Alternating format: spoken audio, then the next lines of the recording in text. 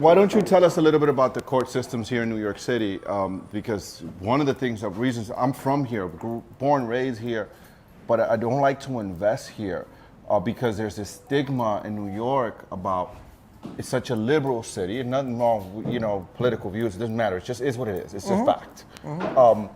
But it just takes, from what I hear, it takes so long to evict someone in New York City. You being an experienced investor, can you give us, the viewers and myself, the process to evict someone here in New York City? So I got someone here, didn't pay me on rent for 30 days. What happens step by step and how long? 30 days is nothing. Don't even waste your time. Okay, 60 days. 60 days, still nothing. 90 days. Start your 5-day notice. 90 days, you give them 5-day notice. Okay. After the 5 days. What does the notice say? They gotta leave in 5 days? No, your balance is this. Please pay your balance to this point. You must pay your balance and pay it in full. Otherwise, we will now start the process of eviction. Okay. In New York City, in New York State, you get a 5-day notice. After that 5-day notice, you don't have an answer, you got to go hire a lawyer. You got to go pay a lawyer. Pay a lawyer. You got to get a tenant landlord lawyer for them to do your 14-day notice. Right? Here you go, 5. After the 5, have a lawyer on standby, send them the paperwork, send them all the documents, send them the balance sheet, that whatever they owe, okay? After that, the lawyer sends out a 14-day notice. If they don't answer the 14-day notice, that means 14 days later, they don't answer it. So we're 19 days in now. Yeah, now, after that, now you got to give them another 14-day notice. Wow. 29, 33 days later. There you go. So now you're 3-4 months. 123 days later. Now she goes to court and gets an index number. The lawyer does. The lawyer, everything's the lawyer here. And how long does that take to get an index number? That'll take you probably a week or so. A week, okay. So now we're 123, 7 days, 130 days into it. Okay, now when she gets that index number, what happens next? The tenant gets served.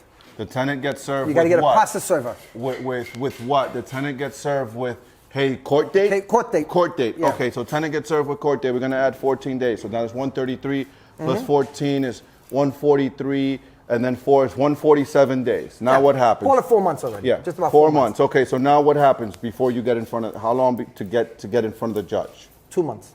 After that, holy shit! So you're Almost 6 months. Yeah, just about. So we're about 6 months in it right now. So now what happens when you get in front of the judge? Typically. Typically, what they're doing in New York City and state, they're going to say, okay, Your Honor, I can't pay the rent, blah blah blah, whatever excuse they're going to give. Most of them are lying. Of course. Most of them are lying. It's sad to say. I would say 90% of them are lying. And I got a heart. They're working the system. They're working the system. So what they do is they file now, and the judge allows them to go get the rent relief if it's still going on, the program. Which is a COVID rent relief. Yeah, COVID rent relief, right? Okay. That's already getting dried up. So they don't have too much of that. So that normally takes 2 months, also 3 months. So now you're 9 months in. So what if if they get the COVID rent release, how long does it take to you to get your money? If there is, let's assume that there is money. Let's say if you get that and they file, that's taking anywhere from 2 to 3 months. A year later. Yeah, about a year later, you'll get paid from the state. They'll pay you backwards. Backwards. So now what happens with that tenant a year later? Typically, how do you handle it? Typically, are you like, hey man, I'm not renewing because now you're over a year? Yeah. No, we won't renew the lease. Yeah. That's for sure. At this point, you're saying we're not renewing. But remember, we're a big company. So a lot of my buildings are big. So you cannot throw them out. Remember, they're the 6 family, they're 20, 30, 40 family. Even though he doesn't pay you the rent, and for you to do a holdover, that's called a holdover. That you don't want to renew his lease because of non-payment is one thing and you get evicted. But if he happens to get rent relief and he pays you the rent, no, you can't. You have to renew that lease. Okay, so if they pay rent relief, yeah, and now you obviously know they were lying, they were bullshitting, whatever, right? And now you don't want to renew that lease. Tell me about this holdover thing here in New York. Wait. Let's get clear. Okay. Clear. If it's more than 6 family, you don't got a choice. He gets a new renewal. Okay. You don't throw him out. The only way you can automatically for another year? Yeah, or 2 years. Holy. So how do you protect yourself? You don't. This is why people don't buy here anymore. They don't invest in New York City. These buildings are not worth buying. So, dude, hold up, because I'm having a hard time, like, Oh, really yeah. processing this. Yeah. You got someone that so I got a 20 unit, 40 unit, 100 unit apartment building. That's right. I got someone After 6. I got someone after that's 6. bad that now paid me, and I'm like, I don't want this person anymore. I tell my management company, I don't want him anymore. If I don't have a choice if I don't give him notice. Like, when can I give them notice that I'm not planning on renewing? Do I have that choice? You can give them the notice. You have that choice. But remember the process. The process is calling a holdover, right? You're not supposed to take his rent. There's a lot of laws here. And you got to tell them, okay, you got to get out. And you don't want him here, right? Now when you go to court... you can't take their rent while they're staying there if you're going to tell them to leave. Yeah. And you're not going to renew. You're not going to renew. Holy So it's so crazy that you got to watch this. It's so crazy. Depending on the judge, you got a problem because he's got to move. He says, Your Honor, I don't have no money to move. How can I move? So he's got to have some money to get out. Woo. So you got to be ready to come up with money to figure out what you're going to do with this. And mind you, remember, New York City and state, you need a lawyer. You're paying a lawyer to do all this. $300 an hour, $200 an hour, $150, whatever. Just a visit.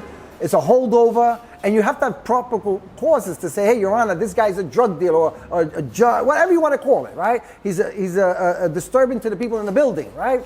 Here's the police reports. You got to have your paperwork. You have to have everything, just not to say, oh, I don't like the guy. Remember, this is prejudice or discrimination. This is the state you're in.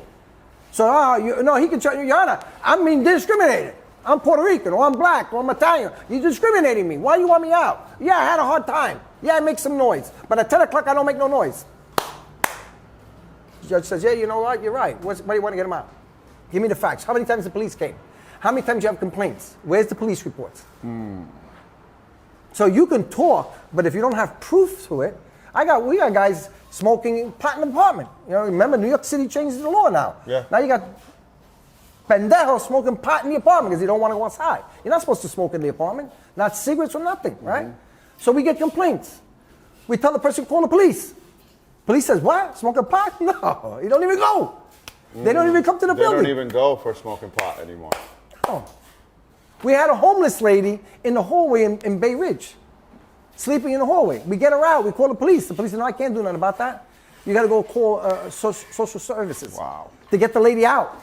She's a threat to, it's a 20-family or 30-family house. I forget which one it is. She's laying in the hallway with a blanket and some stuff in the hallway. With kids, there's so many people in this building. Everybody's complaining. We tell them, call the cops. The cops come and say, no, we can't get her out. Are you kidding me? Even if she's just trespassing. That's what I said. But she's called homeless. Homeless have a different rights. This is not something that I tell people, watch what you're talking about here. Because I've been through so much.